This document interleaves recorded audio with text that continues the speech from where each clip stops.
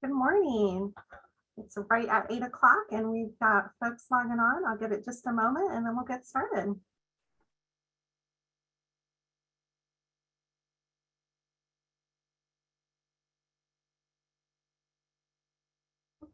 Good morning, everyone. Welcome and thank you for joining us today for our virtual healthcare breakfast and learn. I'm Jen Ritter-Tomasic, Marketing Coordinator of Events and Proposals at Ward & Smith. Before we begin, I do have a couple housekeeping items. If you have any issues with video or sound quality during the webinar, please reach out via the Zoom chat feature and I'll try to troubleshoot with you. Additionally, the last session of today's webinar is a roundtable and Q&A discussion with all of our speakers. If you have a question at any time during the webinar, please type it into the Q&A box and we'll do our best to address all of the questions as time allows. I'd like to welcome today's speakers. Michael Fields leads the firm's healthcare practice and counsels physicians, hospitals, and other healthcare providers on regulatory, compliance, and transactional matters. Lee Wilkinson is a healthcare attorney whose practice experience encompasses a broad range of healthcare law matters. Peter McClellan is an attorney and a certified information privacy professional who assists clients in privacy, data security, cyber supply chain, and technology matters. Troy Smith is a business attorney whose practice experience encompasses a wide range of business law, from startup businesses to complex transactional matters. And Ken Gray, leader of the firm's labor and employment practice, whose practice experience encompasses various areas of employment-related litigation. Welcome, everyone. I'll turn the mic over to Michael and we'll begin. Thanks, Jen, and welcome again, everyone. My portion of the presentation is going to deal with some recent changes or updates in the healthcare laws, both in North Carolina and on a federal scale. The first item I want to mention, and it's been a recent change, is an update to the North Carolina Certificate of Need law, or CON law. As many of you know, North Carolina is one of the 35 states which has a CON law. In August of this year, Governor Cooper signed Senate Bill 462, signed it into law, and it took effect on October 1. This new law makes two categories of changes to North Carolina's CON law, and I want to mention those briefly. The first category of changes to North Carolina's CON law increases 3 CON cost thresholds. It increases the cost thresholds over which you must obtain a CON, a certificate of need. If you fall under that threshold, a certificate of need is not required. So I wanted to mention those 3 threshold changes. One is for diagnostic centers. The cost threshold was increased from $500,000 to $1.5 million. Secondly, there was a change with regard to new institutional health services, and that cost threshold was increased from $2 million to $4 million.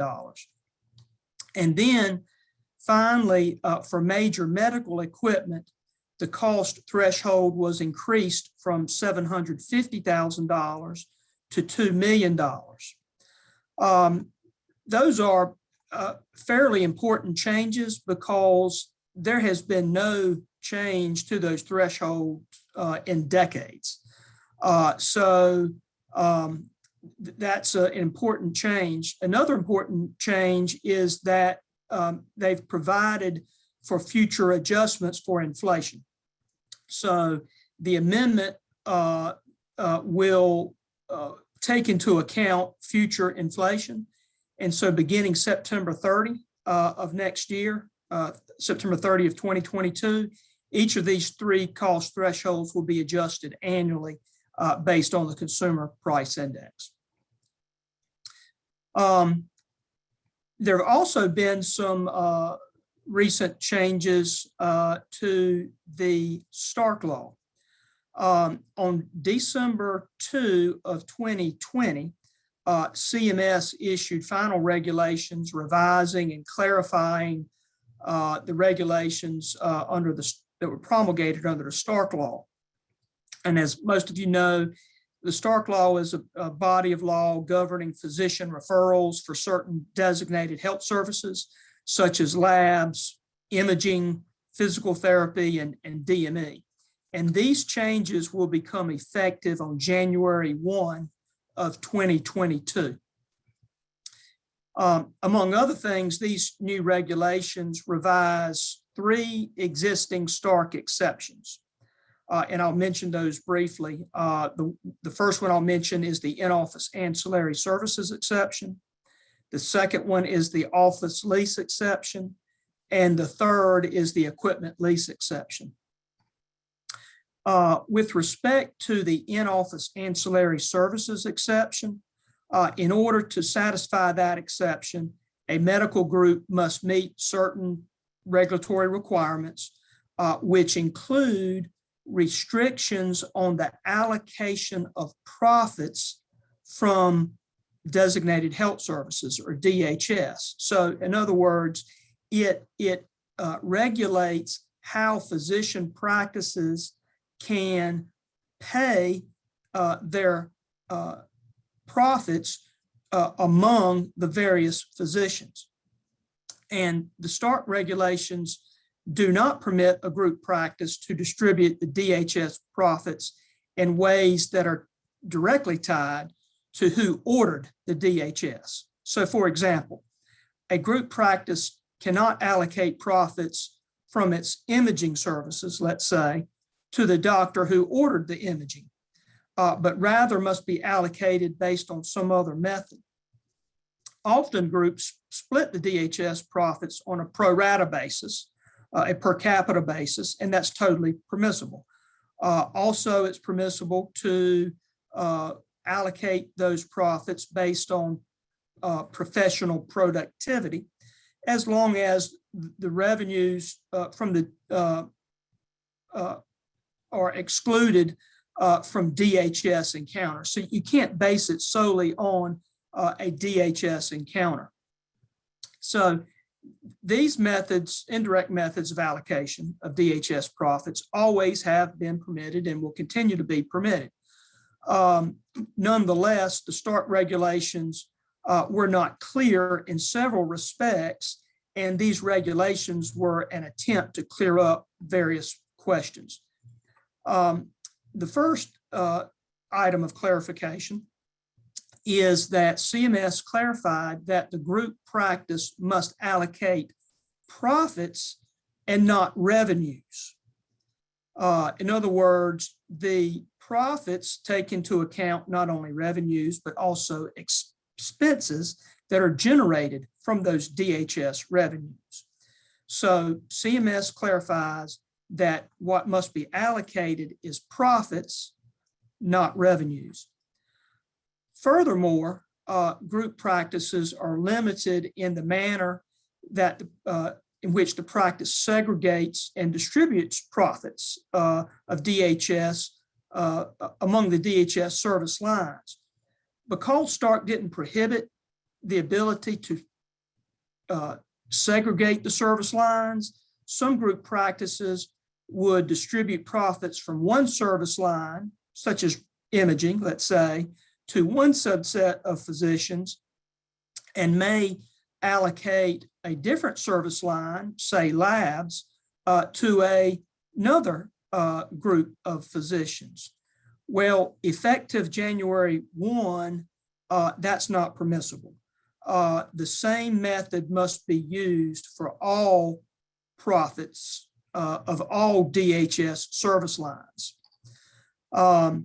However, the regulations clarified that the allocation cannot be based on who orders services to non-Medicare patients, or In other words, let's look at this example. If there are 3 doctors in a group practice and one doctor orders 50% of the imaging services provided to non-Medicare patients of the practice, and the 2 other doctors each order 25% of the imaging services to the non-Medicare patients, these same percentages may not be used to allocate the imaging services provided to the Medicare patients.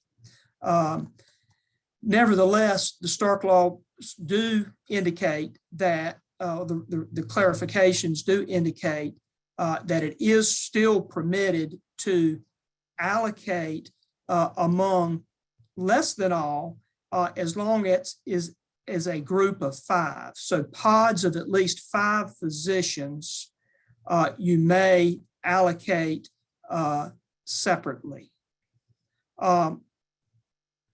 Jumping ahead, rental of office space and rental of equipment exceptions, as I mentioned earlier, were slightly revised. Before, leases had to be exclusive. It didn't permit multiple lessees from using the same space or equipment. That's been changed. Now it's permissible to divide up the space or the time use of the space or the time use of the equipment among various lessees.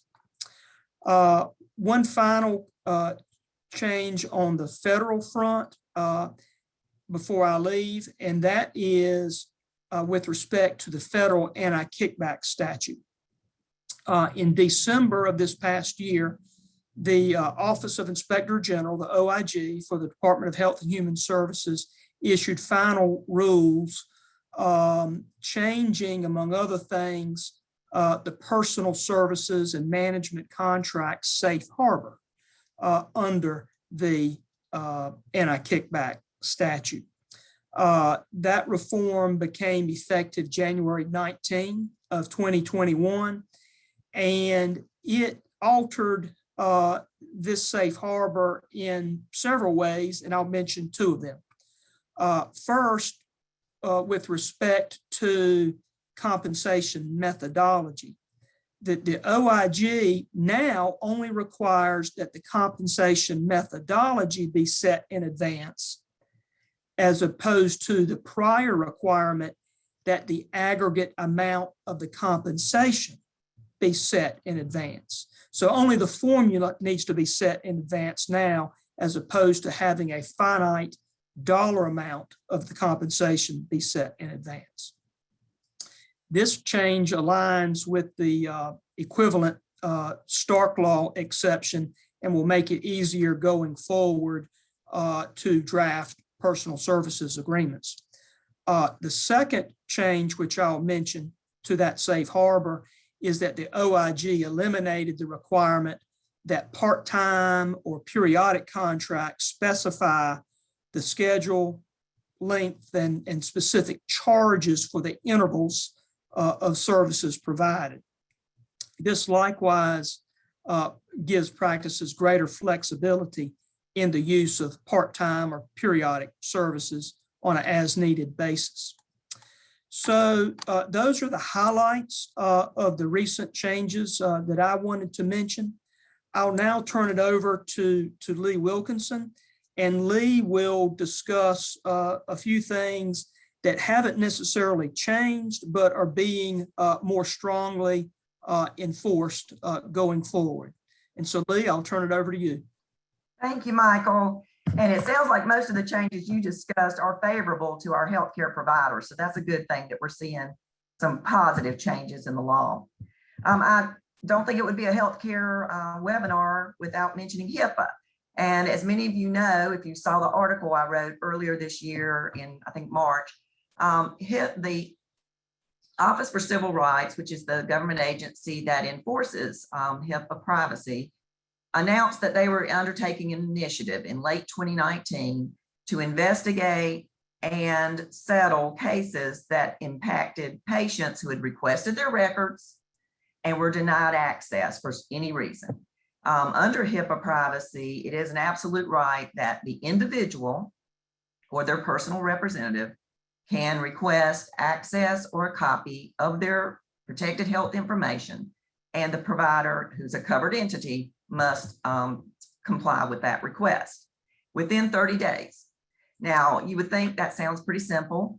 It's apparently not. There have been over 20 published settlements so far, and the amount of fines and penalties have ranged from $5,000 to over $200,000.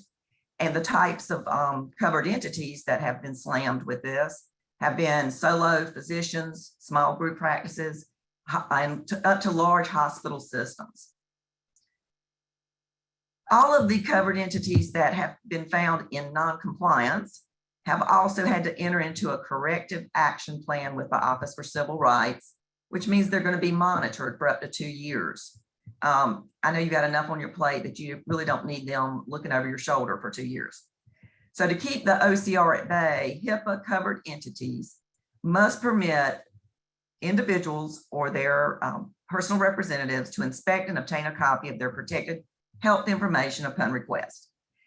You have 30 days once someone makes that request. And within that 30 days, you either have to let them view their records or give them a copy if they ask for it, or you can deny their request. And under HIPAA, there are very limited circumstances where you can deny a request. I'm not going to get into the details of that here. It's in the regulations, but it's very limited. And the third option is within that 30 days, if you realize, hey, we can't do it in 30 days for whatever reason, you've got somebody else sick, or your equipment's down, your copier is down, you need to respond in writing to that requestor that says, hey, we've got your request, we're working on it, we need an additional time frame to respond, and you have to tell them why and how much more time. So that's the basic of it. You have to submit, if they ask for copies, you have to submit it to them in the format they requested. If it's paper, you have to do paper. If they ask for electronic, you have to do electronic if you have the capability to do it. If you have paper records and they ask for it in electronic format, the OCR, Office for Civil Rights, has said that scanning and emailing a copy to the requester is appropriate. You can only charge limited fees for copies. And when I talk about limited fees, and this is when it's going to the patient. So the individual has requested their records, they want a copy, you give it to them. You can only charge actual costs incurred in providing those copies. You must have written policies and procedures for allowing your patients to exercise this right. We recommend that you have a separate written form that they have to request everything in writing. You don't want somebody walking out of your reception area after an appointment and saying to the receptionist, oh, by the way, I'd like a copy of my records. She may forget it, the phone's ringing. You need a form that they can sign that says, I'm requesting these records, and sign their name and date of birth. The Office for Civil Rights has said, we don't want you to use an authorization form, which everybody already has anyway. No, they want a separate form. The authorization form requests a lot more information than just a basic patient request for records. And to use that form, the Office for Civil Rights has suggested would create an impermissible obstacle to the patient's right. So don't do that. Denial of access, as I've said, is only available in very limited circumstances. In some circumstances, the patient will have the right to have that decision reviewed by an independent healthcare provider. Some of the lessons that we've learned from these published settlements is that if the OCR contacts you and tells you, we've got this complaint, we believe you are non-compliant, please rectify it, do it. Over half of the people that got penalties had the OCR came back to them twice. So they first got the complaint. They said, hey, this patient says they asked for their records. You haven't done it in 30 days and you haven't told them that you need more time and you haven't denied it. Do something. And then they don't. And the patient goes back to OCR and they come after them. So they're going to put them on the monitoring for 2 years. Then you can at least reduce that. Make sure your staff does not ignore requests from patients regarding HIPAA's right of access. Also, if you're a medical practice, know that the North Carolina Medical Board can impose sanctions on licensees for failure to produce those records. Make sure you don't charge more than the HIPAA allowed amount. And while it sounds pretty simple, like I've said, the questions that we get regularly about this are who has that right of access? It's the individual, which usually is the patient, or their personal representative. And HIPAA talks about personal representatives, but then kicks it over to state law to identify who in your state is an appropriate personal representative. So if you have questions about that, or whether you can deny access, or whether you're calculating the amount you can charge the patient correctly, feel free to call one of our healthcare attorneys, because we've dealt with these issues frequently. Also, the Department of Health and Human Services has a wonderful website with a HIPAA for Professionals link, and that's at hhs.gov/HIPAA. 1P. That's my big pet peeve. Also, the other thing that didn't slow down during the pandemic was fraud and abuse. Yes, we've had a lot of changes through telemedicine, and there are people out there looking for ways to cash in on the government payor system, and they have. In September of 2020, the U.S. Department of Justice announced its largest healthcare fraud enforcement action to date in history. 345 individuals charged with submitting more than 6 billion false claims that were paid by the government. 4.5 billion of those were related to telemedicine fraud schemes. The takedown focused on the physicians, the medical providers, and healthcare professionals who had actually issued orders, fraudulent orders for durable medical equipment and diagnostic testing. So yeah, there are criminals out there, but they're going to be looking, they need help from medical providers to make their plans work. Identity theft continues to be an issue. There was actually another U.S. Department of Justice initiative where they found a legitimate COVID-19 testing site that was infiltrated by an actual criminal gang. And what they were doing is they would get the personal identifying information on these people that came to be tested, as well as biological samples of saliva, blood. Sometimes they would test their blood when they didn't need to. And then they would utilize that information to create, out of thin air, these new claims for more expensive reimbursement services. So there are people out there that are looking to skew the system, and they're doing a great job, apparently. Also, we know that the North Carolina Attorney General's office, Josh Stein, has almost monthly posted on his website about convictions and prison convictions for Medicaid fraud. And it's not, just in Florida. Fraud is everywhere. We've got on September 7th, a Roanoke Rapids individual was sentenced to 144 months in prison and $4 million in restitution. On August 31st, a Morehead City resident was sentenced to 30 months in prison. Got one in Sanford, Greensboro. The takeaway is this: fraud is everywhere. Make sure you vet your workers who are going to be working with patient information and billing. And I know Ken Gregg can help you with what's the appropriate way to vet those employees. Make sure your policies and procedures on billing and compliance are up to speed. Take into account the law changes that Michael's already discussed, and make sure that training is done on a regular basis. Thank you very much for being with us today. And at this time, I'm going to turn the program over to Peter McClellan. Peter's going to talk with you about privacy and data security. So thank you. Thank you for that, Lee. So I'm now going to shift the discussion from HIPAA-specific privacy to privacy and data security more broadly. So we're going to talk about a couple trends that are going on in the privacy and data security setting, and specifically how they impact your operations and what your team should consider and be aware of as you operate in the healthcare space.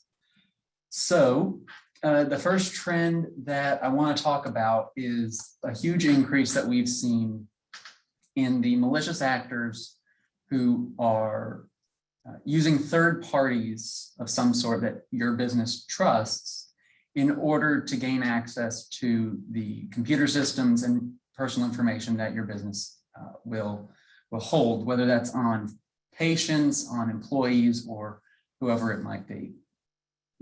Many hospitals and physicians' offices would call these third parties business associates after the HIPAA and high-tech agreements that they have to enter into with those third parties. Nonprofits often call them organization or partner organizations, and manufacturers of PPE or other kind of healthcare equipment often call them suppliers, but the term that the security world has largely settled on is supply chain. So they're called supply chain attacks. And we found that the different language that gets used in different spaces often creates a barrier that a business or nonprofit might think that this trend is not applicable to them.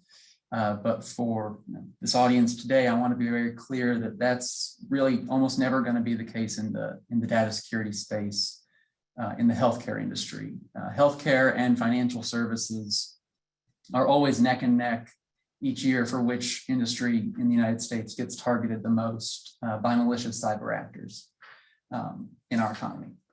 So when things in the news come out about supply chain attacks, like what happened in SolarWinds, where the federal government and a lot of large corporations had used SolarWinds software, and then that software in its creation had vulnerabilities built into it that resulted in some pretty significant breaches in the security of the information software process, or Colonial Pipelines, where breach on the billing system meant that the actual goods did not come to market, or Microsoft, where their Exchange email server was compromised, or Kaseya, which was a security company itself that got breached and essentially gave the keys of the kingdom for their clients to the malicious cyber actors.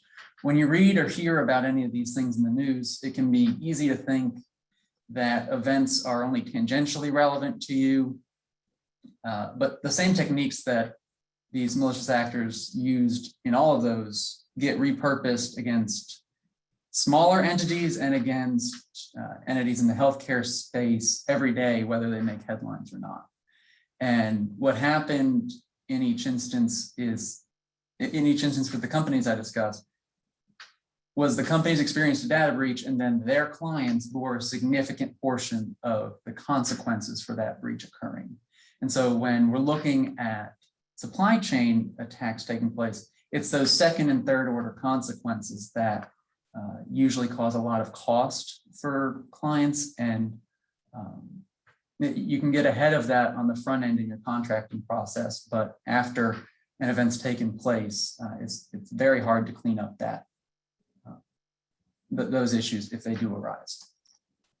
So with SolarWinds and Microsoft and Kaseya, the consequences that the clients of those companies dealt with were critical security breaches. An equivalent that is probably more relevant to your world would be if your MSP, your managed service provider, or your billing software had some kind of vulnerability exploited, and the consequences that would have for your business. Colonial Pipelines equivalent for your business would be if a mask manufacturer wasn't able to meet the contract for the masks that you need in order to operate your business, especially in a situation like the one we've seen today with COVID-19.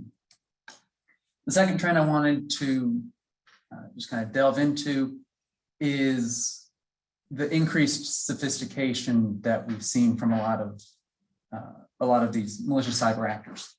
It used to be that the most sophisticated attacks really only came from nation states. And we've seen nation states get involved in geopolitically sensitive malicious cyber activity for years, decades really.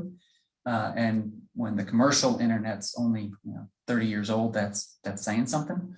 But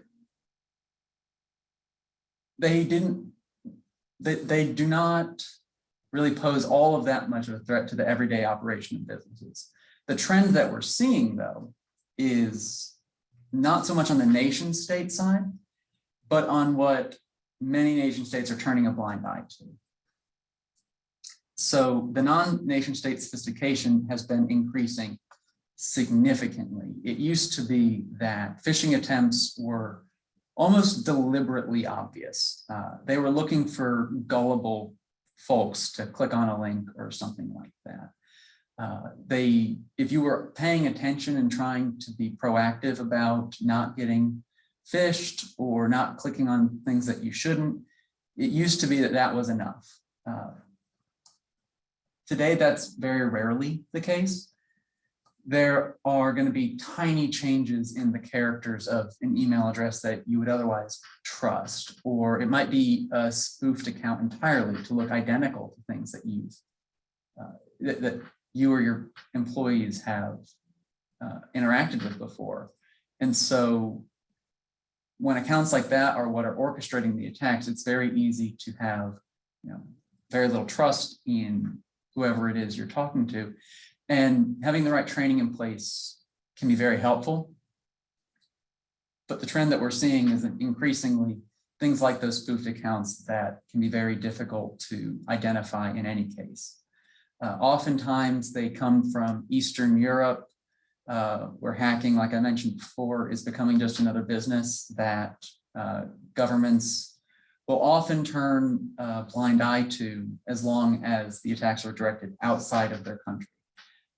Add to this the development of what the Federal Bureau of Investigation calls ransomware as a service, where essentially what happens is a hacker or a group of hackers that are very capable will discover a vulnerability that allows malicious code to encrypt an entire system and essentially hold the information hostage until a ransom is paid. And then they'll take that vulnerability that they've discovered how to exploit, package it up into something that they can license out, almost like a normal business would license out their IP, and then distribute it to any kind of criminal organization that is in the business of extorting money out of companies. So that could be anything from just organized crime in the United States to terrorist organizations overseas. All of them we've seen getting more and more into this space of obtaining some of the most sophisticated phishing and ransomware technology that we've seen, even more so than nation states used to have, and implementing it quite broadly to smaller companies, not just to kind of the big fish that they used to target. I was on a panel just this past summer with an FBI agent focused on cyber attacks and a deputy attorney general for the North Carolina Department of Justice focused on data breach notification.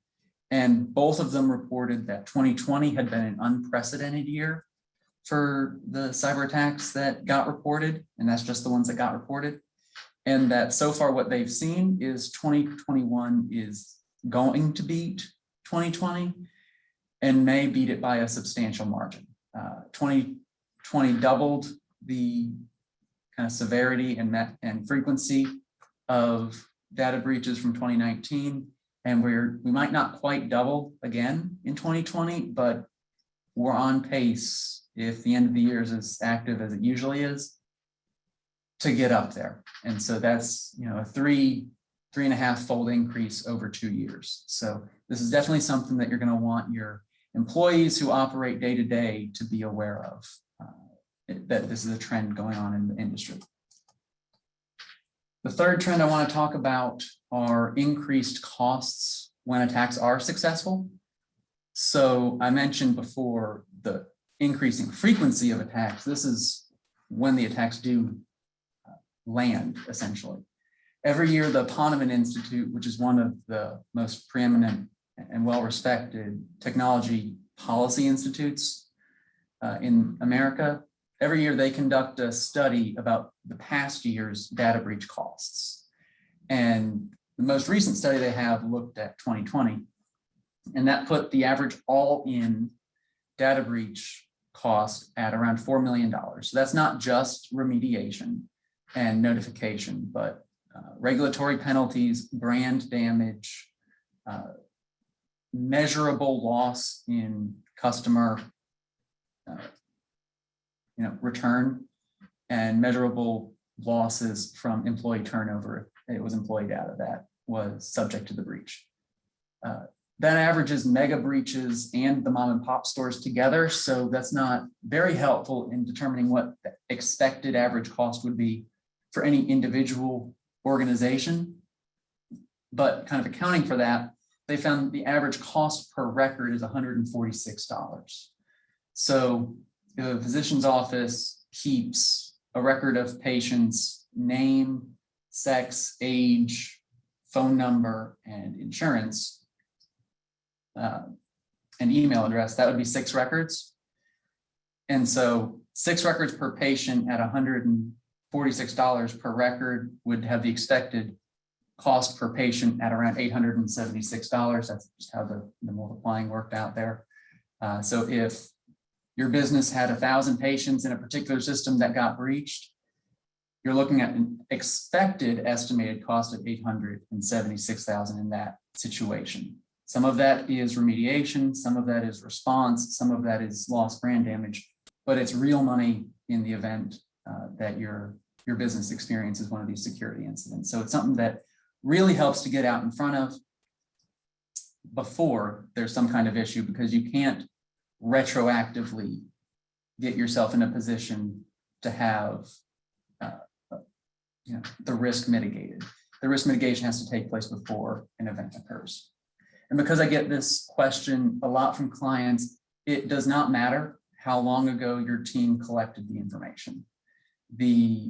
As a general rule, there was a trend for years as big data and analytics and all of this new and impressive technology was coming on board to collect as much information on potential employees, potential leads for business opportunities, collect as much information on anyone who worked there as possible so that you could use it and analyze it and move forward on that basis.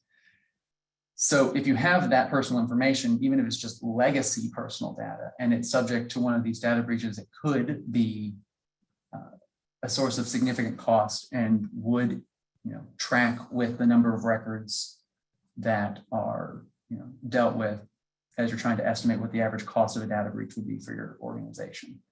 And it's subject to all of these risks as well.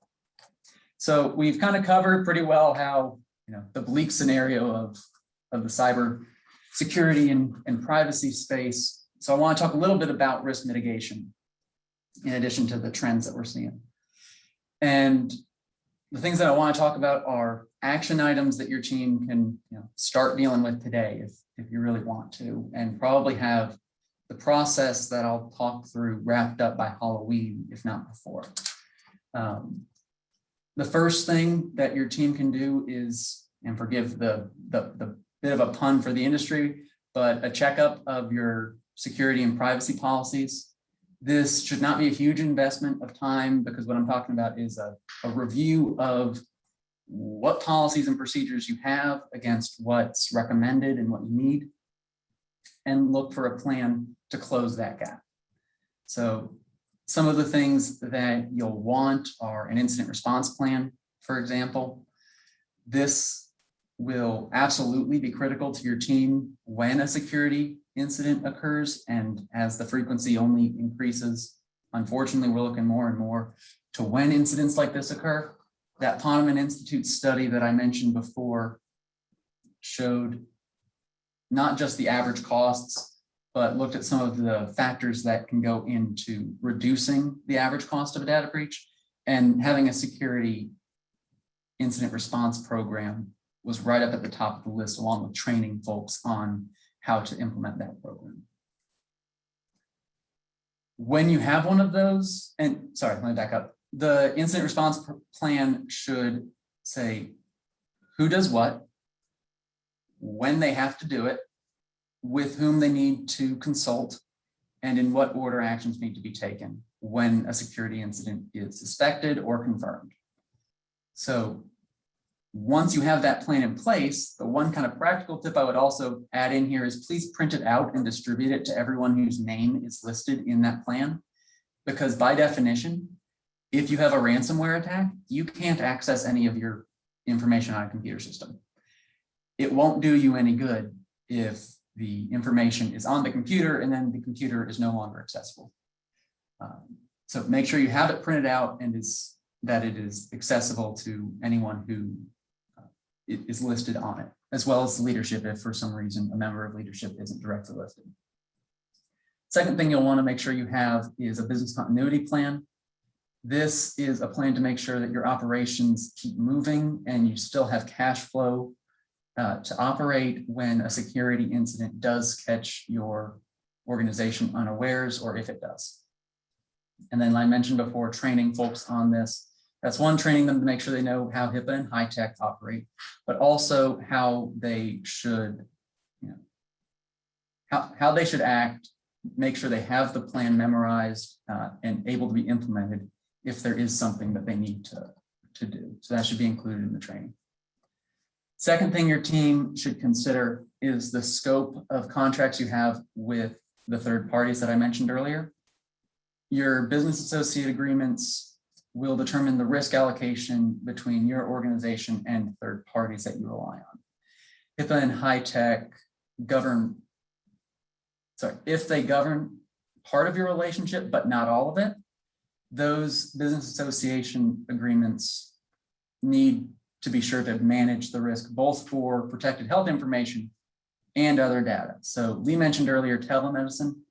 If your business is using a vendor for remote video conferencing in order to do health consultations, but also in order to have just employee meetings, those might be separate and they might need to have different parts of the contract governing how that information and that risk allocation is addressed. And so make sure that you're not just looking at the protected health information if the business relationship goes beyond what HIPAA and HITECH envision. Sometimes this looks like having two separate agreements. Sometimes it looks like having one base agreement that covers all data, and then an addendum with specific PHI and EPHI provisions, or maybe the base focuses on health information, and then there's an addendum for anything outside of it.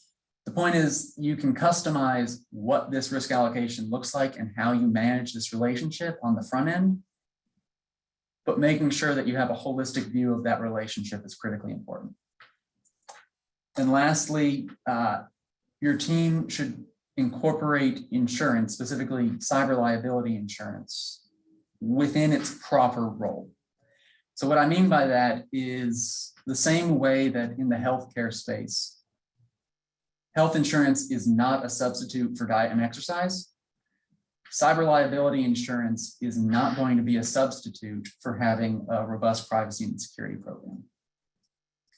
And because many organizations are treating it more or less as a substitute, we're seeing premiums increase significantly, especially for companies that do not have a robust program already in place. And we're seeing discounts for folks who have taken the steps ahead of time to make sure they have good privacy and security protections in place. The fines, Lee mentioned a few of them coming out from the OCR, but regulatory fines from attorneys general,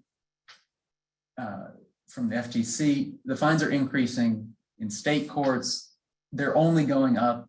That's also a trend we're seeing just in the litigation space. And that scares a lot of insurance companies to no end, obviously. But as long as you're using your privacy and security programs proactively, you should still be able to get a strong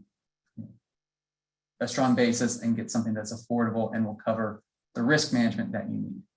And so with that, I'm going to turn it over to Troy Smith to talk about professional licensing boards. Thank you, Peter. Good morning. You're not really involved in healthcare this morning. It sounds more like you're involved in regulation in this seminar webinar. And I think that is correct. Government in one form or the other gives everybody a lot of help.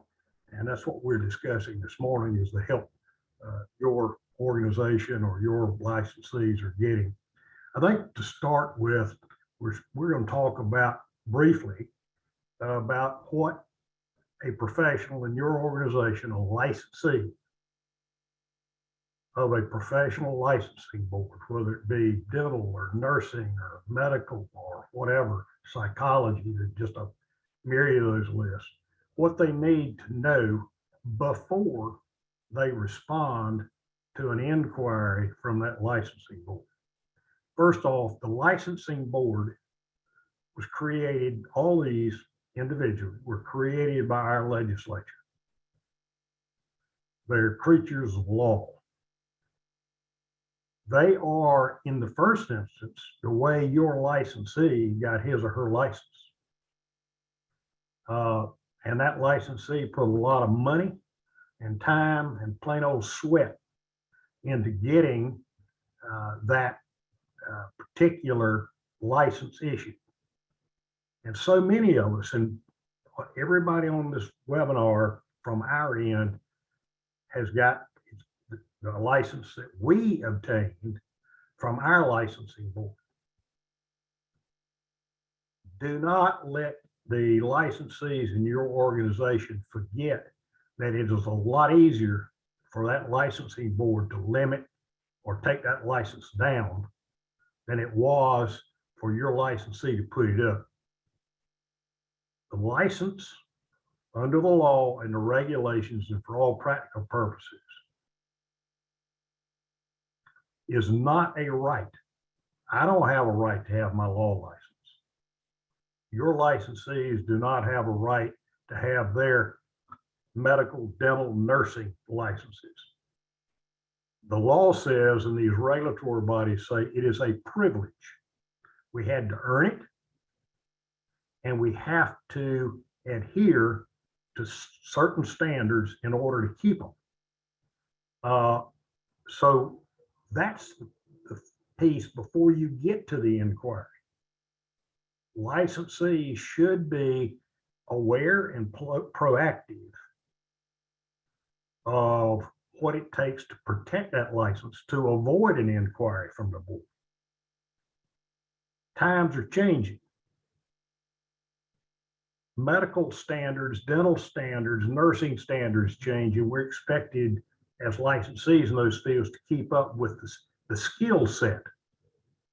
But it's not just skill set alone. There are other changes, whether you like them or not, and particularly whether your licensees like them or not, that are changing, because it's not just a question of whether you can replace a knee or do orthodontics. It's a question of behavior in today's world. And the licensees need to stay aware and comply with these changing standards, whether they agree with them or not. We've got changing sexual issues, sexual boundaries, gender, DEI, sensitivities of all kinds at all levels from all people. Language used in the professional setting, not necessarily just with patients, but with other staff members in the organization. We've all heard of disruptive physicians, which was historically one of the ways you dealt with a professional that was skilled, but was creating some problems.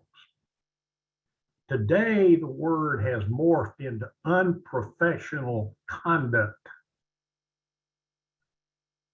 Boards are naturally the drumbeat of the media and the public around them are changing views of what professional conduct, aside from the skill set, may be. So as a licensee, that licensee needs to be aware of what's going on around them. Now, I'm going to run very quickly through sort of a structural piece of this presentation to set the framework.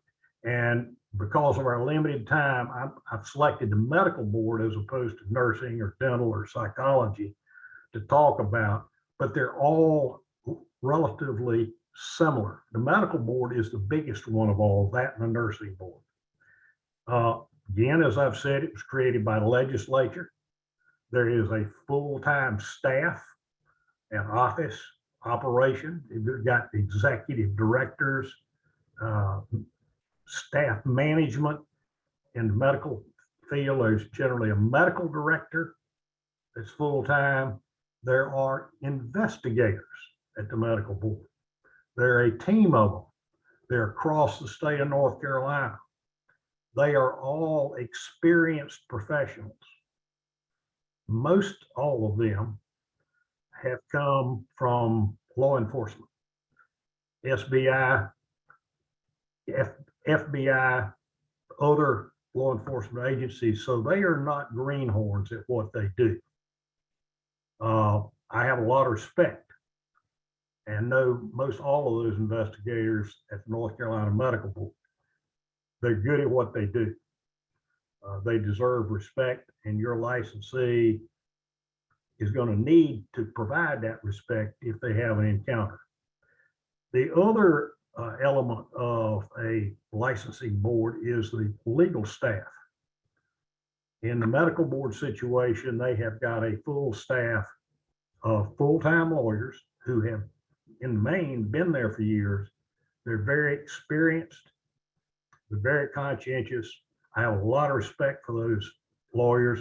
I work with them almost every day. And they can be your licensee's best friend or worst enemy, as the saying goes. As a practical matter, these licensing boards also have a governing body. The governing body are rotating appointees. The vast majority of members of a licensing board are licensees themselves. But there are generally one or two third parties, members from the public, who are appointed to that board to sit with those professionals. The inquiry that we hope never comes, but sometimes does invariably, is generated by one of two things: self-disclosure or a complaint. Now, for these boards, if your licensee has a, let's call it an unfortunate situation, they have been arrested for driving under the influence. The spouse of the licensee has at some point in time utilized the North Carolina law with regard to spousal abuse. That is, he or she hit me and call the police. That's going to put that hitor, alleged, out of the house and incarcerated overnight until the judge lets them out. If you have those kinds of situations, the kind that you would expect to have disclosed on the license exam, self-disclose it, because it's going to come back. And in self-disclosing it, we'll talk about using lawyers' assistance in a minute. That's a piece of it. The most frequent cause of inquiries from a licensing board results from a patient complaint. Go on the website for your particular licensing, the medical board, dental board, nursing board. They've got very prominently featured on there the way that a complaint can be filed. So it's not difficult to have a complaint filed against a licensee if someone wants to take the time, sit down at their computer and do so. Never let your licensee treat an inquiry from the licensing board, unless it's routine, such as, did you get your continuing education hours in this year or whatever? Do not let them treat it as routine because it is not. I'll analogize that to, it's 2:30 in the morning. Licensee sound asleep, fire alarm goes off, smoke alarm in licensee's home. The licensee is going to do something about that because that's serious. Could be a false alarm, could be the place is on fire. And that is the approach that an inquiry from medical board, that's the level of attention it needs. May not be a problem, but you can't ignore it. And the number one thing to do before the licensee responds in any way, does anything, is to consult a lawyer before any response.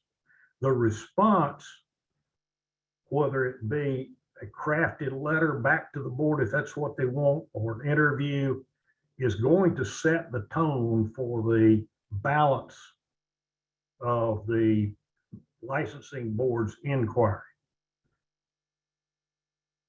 Avoid the, gee, I didn't do anything wrong. I want to be helpful and friendly. I will just talk to the medical board. I'll talk to their investigator. I don't need a lawyer. 2 items there. Professionals are notoriously, and that includes us in the legal profession, professionals are notoriously ego-struck. I know all about replacing a knee. I can handle this. I've done nothing wrong. I'm the best orthopedic surgeon in this area. Has nothing to do with it. These are big stakes. That licensee works so hard, spent so much time on, and money, is hanging in the balance. We hope it's a nothing, but we don't know. So first order of business, engage a lawyer. You don't need a criminal lawyer. You don't need a real estate lawyer. You don't need an environmental lawyer. What you need is a lawyer who has experience and a track record with dealing with professional licensing issues. For example, in our firm, we have a section of group of lawyers, and we deal with numerous licensing boards in most every circumstance. Today, we're focused on healthcare. How do you select that lawyer? After that alarm went off at 3 o'clock in the morning, just like you would any other professional advisor. Ask. Check with your lawyer who may have done a real estate closing or put together the practice documents for you, and ask them who they know, and they invariably will, who handles these kind of things. Matter of fact, if you call the North Carolina Medical Board, as some licensees have done upon getting these inquiries, and want to talk to the lawyer on the medical board staff, first thing they'll tell you is, I can't talk to you. Second thing they'll tell you is you need a lawyer. They'll tell you that. They expect you to have one. And the third thing they'll do is they'll give you a generic list, generally 3 names of lawyers that work with them and the medical board type things regularly. So this whole process starts on day 1. The lawyer is your licensee's tour guide, if you will, and bodyguard in discussing the facts, editing responses, and helping respond, if you will, to the initial inquiry. Sometimes it can get stopped at that level if the response is adequate and your licensee does not really have a problem. But it's how you craft the response truthfully. Shub Sewell addressed my law school class a long time ago. Jeb Sewell's a lawyer in Carthage, North Carolina, well known at the time. And he illustrated wordsmithing with this story. Back in the 60s, that's when I was in law school, there was no liquor by the drink in North Carolina anywhere. And Chubb was using that as an example. He said, let me give you an example. He said, you take a nice, refined Eastern or just North Carolina lady, and she will swear that she will never have liquor touch her lips. But if you offer her a highball, it's a whole different matter. Now, the board action, I'm going to jump through this very quickly. The board action process is inquiry, response, investigation, interviews if necessary of your licensee, any witnesses, going into your patient records and other records, interviewing third parties. And then the board's going to make a decision either to interview your licensee directly, or COVID has changed some of their processes. We're going to see if they stick permanently. It may be now in per Zoom, as the kind of thing we're doing today, or you may find that they will just go ahead and take action as to whether there was some violation without that interview process. Your lawyer, as your tour guide, is going to be interfacing with the medical board lawyer who's assigned to your licensee's case throughout this process, which will normally take some months. If you're getting the impression that your licensing board is the policeman, the district attorney, the judge, the jury, and the executioner, you're right.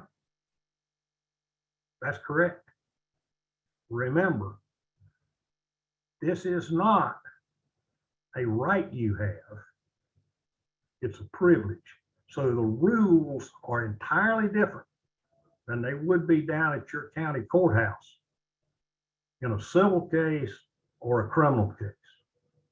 The ability to appeal the ruling, ultimate ruling of a medical board, dental board, nursing board is almost zero. Two things, well, I'm going to give you four things to take away from this. One, consult counsel, consult counsel, consult counsel. That's not an ad. That's what needs to get done.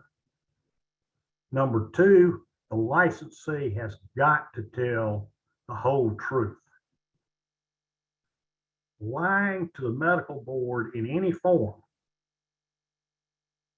is a death sentence. Lying is the worst offense, for example, in the medical board view, than most anything else you can do that would violate your standards. Third, follow the advice of your tour guide and bodyguard. If you don't like that, if the lawyer doesn't fire your licensee, the licensee should change lawyers or discharge the lawyer because he or she can't help. And then embrace as much help as your licensee and your attorney will assist in this. For example, North Carolina Physicians Health Program, whatever, they're greatly beneficial in the right circumstances. But your licensee, don't let them let their ego get ahead of them. I know I didn't do anything wrong, number one. And I can do everything else. So I should be able to handle this. I doubt they will. But your task, I would say to you, is to assist them in being realistic about where they are when that inquiry comes in. Enjoyed bit chatting with you this morning. Be glad to answer any questions. And I'm going to kick it on over to Ken Gray to talk about some employment matters. Thank you. Thank you, Troy. And it's a privilege to talk to this group today. I would say that the COVID-19 pandemic has affected everyone on this webinar today more than probably just about any other event that we can imagine in our lifetimes. And I cannot imagine an industry that has been more affected than the healthcare industry. In fact, OSHA has determined that employee exposure to the SARS-CoV-2, which is the virus that causes COVID-19, presents a grave danger to workers in healthcare settings where people with COVID-19 are reasonably expected to be present, and has issued an emergency temporary standard. And I'm going to refer to the emergency temporary standard as an ETS. And they've issued this emergency temporary standard, or this ETS, to address the hazards of COVID-19. The standard was issued on June 21st of this year. Now, a lot of you probably are very familiar with President Biden's outline of what was going to come, and we're going to talk about that. He did that last month. We're still waiting on those rules to come out, and we're going to talk about those a little bit later in this webinar. But the ETS that I'm referring to right now, that was issued June 21st, is in effect right now, and the rules are out, and it does affect many of you on this webinar. And I'll get, if you have a pen and paper, if you want more information, I'm going to give you an outline of it, but you can always go to www.osha.gov/coronavirus/ETS. And basically, this healthcare ETS applies with some exceptions to settings where employees provide healthcare services or healthcare support services, such as billing, insurance, human resources at healthcare facilities. Those folks are also captured potentially in this ETS. It includes employees in hospitals, nursing homes, assisted living facilities, emergency responders, home healthcare workers, and employee and ambulatory care facilities where suspected or confirmed COVID-19 patients are treated. And obviously that last one hits a lot of you in regard to ambulatory care facilities or doctor's offices. And so who does it not apply to? It doesn't apply to first aid performed by an employee who is not a licensed healthcare provider. It doesn't apply to dispensing prescriptions by pharmacists in retail settings. It does not apply to non-hospital ambulatory care settings where all non-employees are screened prior to entry, and people suspected or confirmed with COVID-19 are not permitted to enter those settings. Now, you may think that that one would be very all-inclusive to this group, but when you really think about it, yeah, it's one thing to screen your non-employees. It's another thing to exclude them from coming in if they have COVID-19 symptoms, because many of you are treating people with those very symptoms. And obviously, as you're aware, these symptoms are very similar to the common cold, to the flu, to viruses in general that are not COVID-19 related. And so, I mean, that's what you guys do for the most part, at least certainly family care practitioners, pulmonology. Most folks are dealing with these folks, even if you think about an orthopedic practice. Certainly, they could exclude somebody on general, if that person's just coming in for a checkup, but if they're in an emergent situation or they need to be seen and they have a cough, is that person going to be excluded? And if you're not excluding that person, then you're definitely subject to this ETS. A few other exemptions from the ETS, a well-defined hospital ambulatory care setting where all employees are fully vaccinated and all non-employees are screened prior to entry, and people who are suspected as having COVID or who are confirmed as having COVID are not permitted to enter that particular facility. Home healthcare settings where all employees are fully vaccinated and all non-employees are screened and not permitted if they are suspected or confirmed COVID positive. Healthcare support services not performed in a healthcare setting, such as laundry, offsite billing, if they're in a different facility than where the patients are seen, and then telehealth services performed outside of a setting where direct patient care occurs. Now, I mentioned a couple of those exceptions, like in a hospital or in home healthcare settings where everyone is fully vaccinated.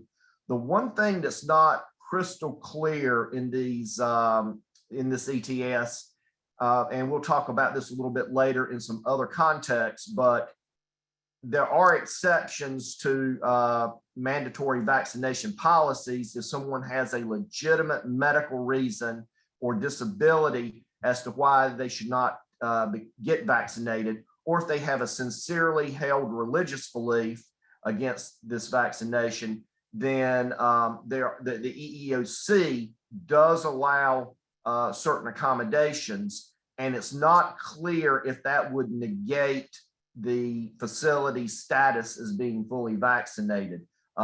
We believe that it would, but then there's other options to deal with those individuals, and that's something that you can address with your legal counsel in more detail. The ETS exempts fully vaccinated workers from masking, distancing, and barrier requirements when in well-defined areas when there's no reasonable expectation that any person with COVID-19 will be present. What are some of the key requirements of this ETS? Number one, the employer must have a COVID-19 plan. And so if you have more than 10 employees, you must have a written plan. And so if someone turns you over to OSHA, complained to OSHA, and you did not have a plan, you would be cited, and it would have a monetary component to it.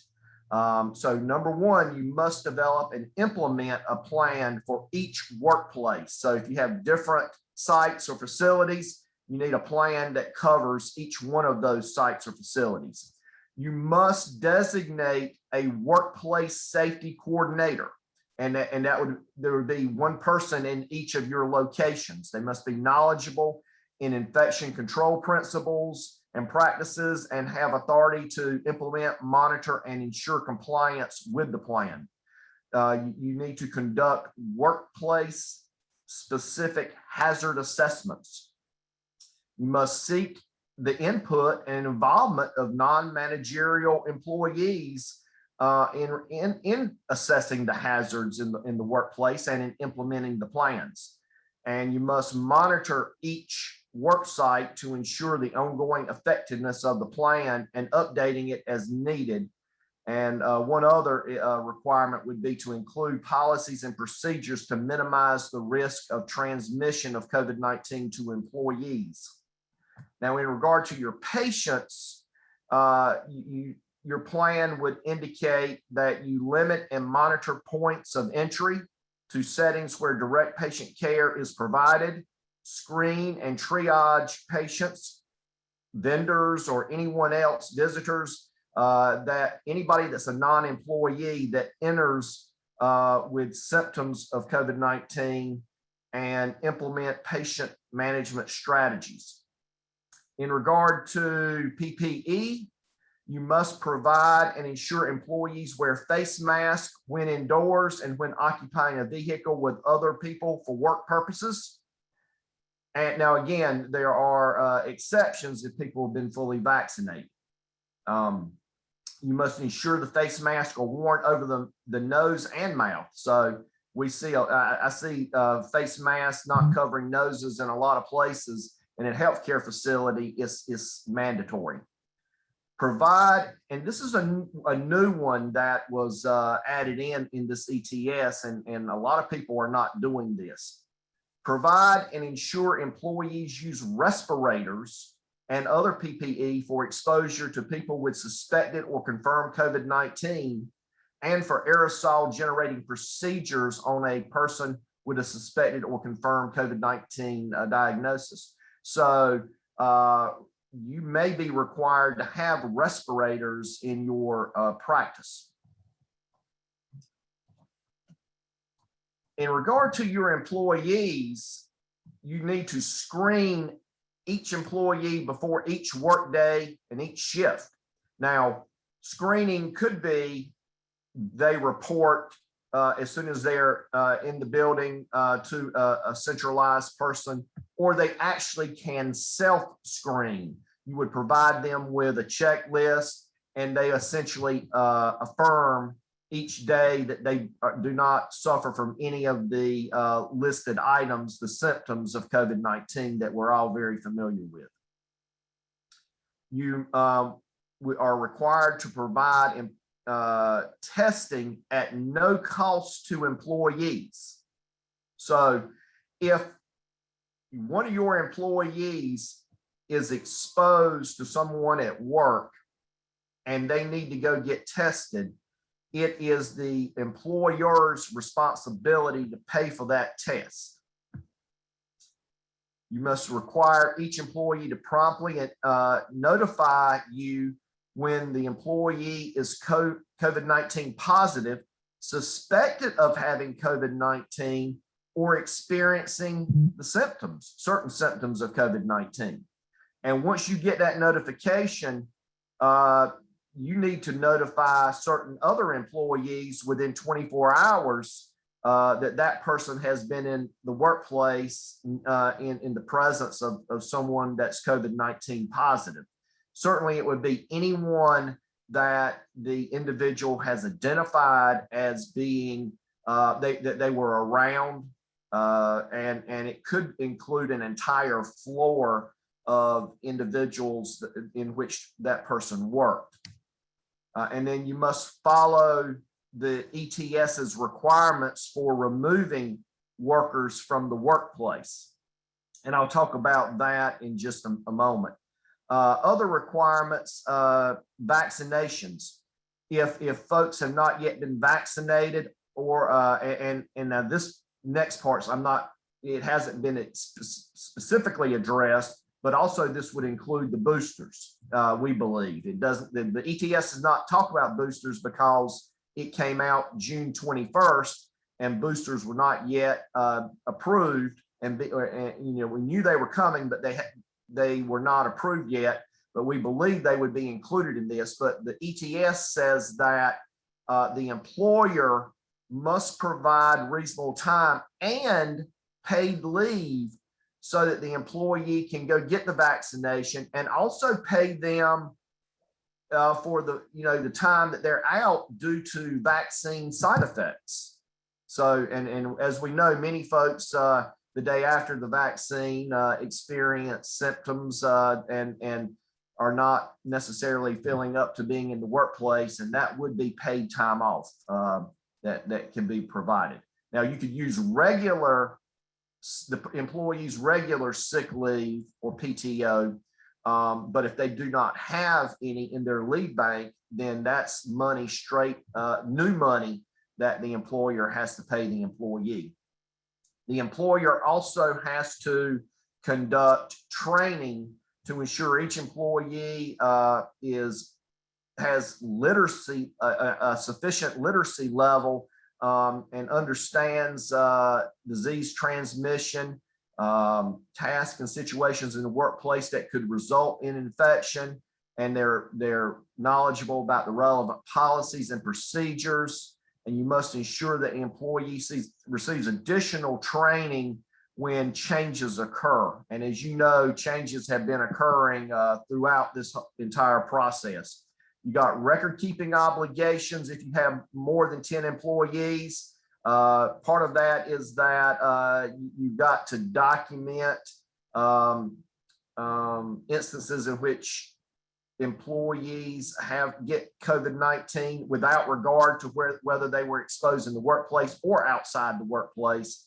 If you have an employee that is hospitalized due to an exposure in the workplace, you must report that within 24 hours of learning about that inpatient hospitalization. And if you have a COVID-related death that the exposure occurred in the workplace, you have to report that to OSHA within 8 hours of learning of the death. Again, now, if those exposures were outside the workplace, you do not have that obligation to report it to OSHA. You would just have to keep it in a log. And so that's an issue that we have seen played out. I mentioned that you got to deal with employees when you have to remove them from the workplace due to COVID-19. And the OSHA ETS requires employers to continue providing benefits to which the employee is normally entitled, and must also pay the employee the same regular pay and benefits the employee would have received had the employee not been absent from work, up to $1,400 per week until the employee meets the return to work criteria. So this applies for employers that are over 10 employees. Now, for employers that have fewer than 500 employees, the employer must pay that $1,400 a week for the first 2 weeks, and it's up to, if the employee didn't make that amount of money, you only pay the amount of money they typically made. But it's capped at $1,400 a week for the first 2. Beginning the 3rd week for employers under 500, you must you could pay up to $200 a day or $1,000 a week, and continue as long as that person is in a removal status. And for employers over 500 a week, 500, you continue the $1,400 a week until the employee is able to come back to work pursuant to a licensed physician's authorization to do so.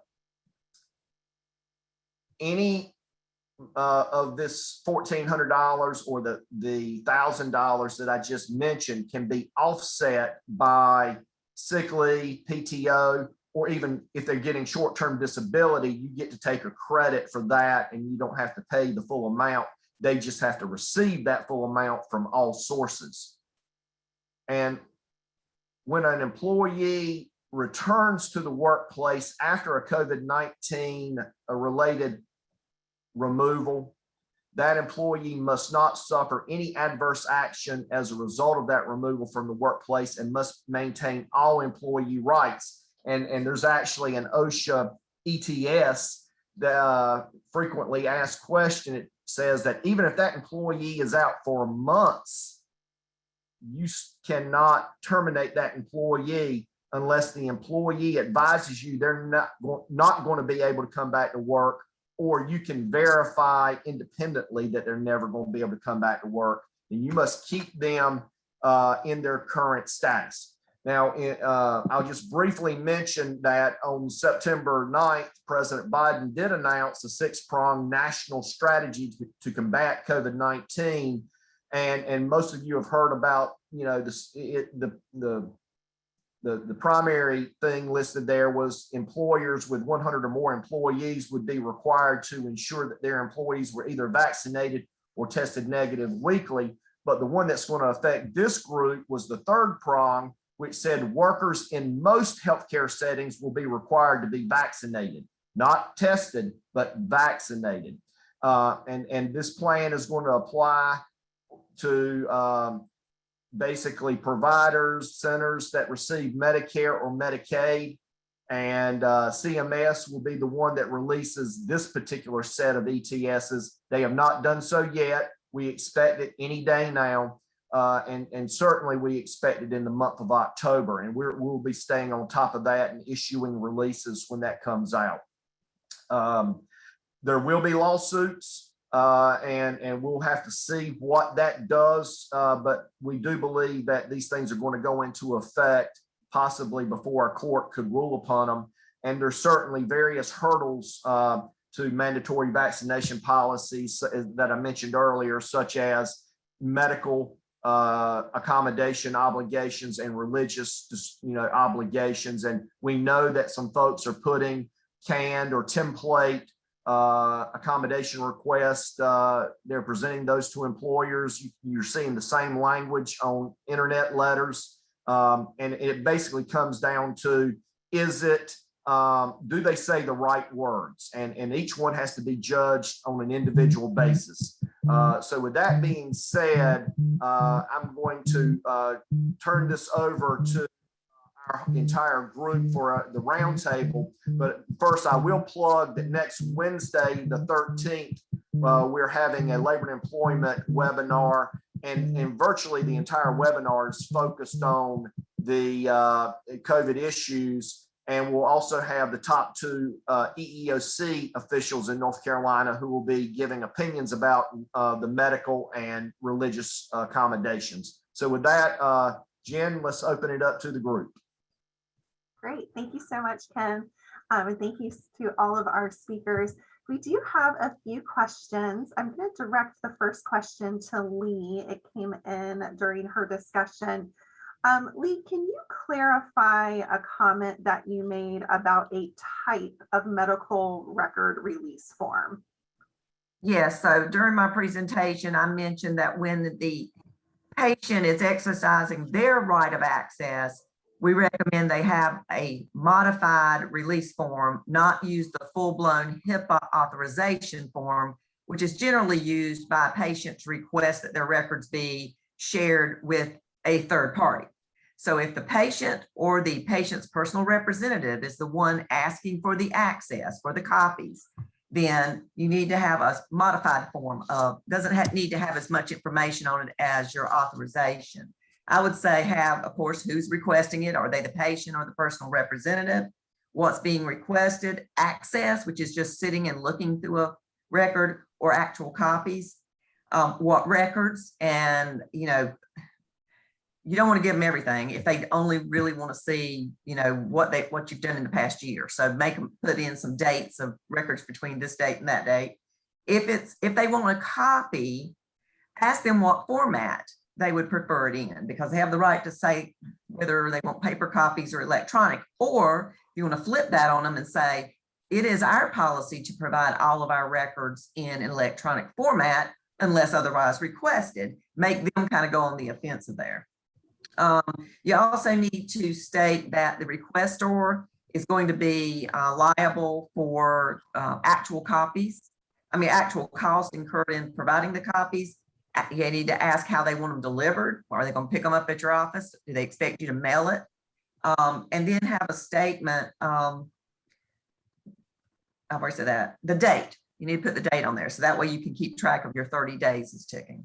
So there's a lot more in a HIPAA authorization form than that. So I think that's the point, that Office for Civil Rights says the authorization has much more in it, like a rescission and an expiration date and all that you don't necessarily need in this. And to me, that's a lot of information still that you have to garner. But OCR said that they felt the authorization form for a patient to request their own access was an impermissible obstacle. Thank you, Lee. And Ken, going back to your presentation, can you elaborate a bit on religious and disability accommodations? Yes. And typically before COVID, I would say that the more difficult issue to address was the medical accommodation, because we just didn't see that many religious accommodations.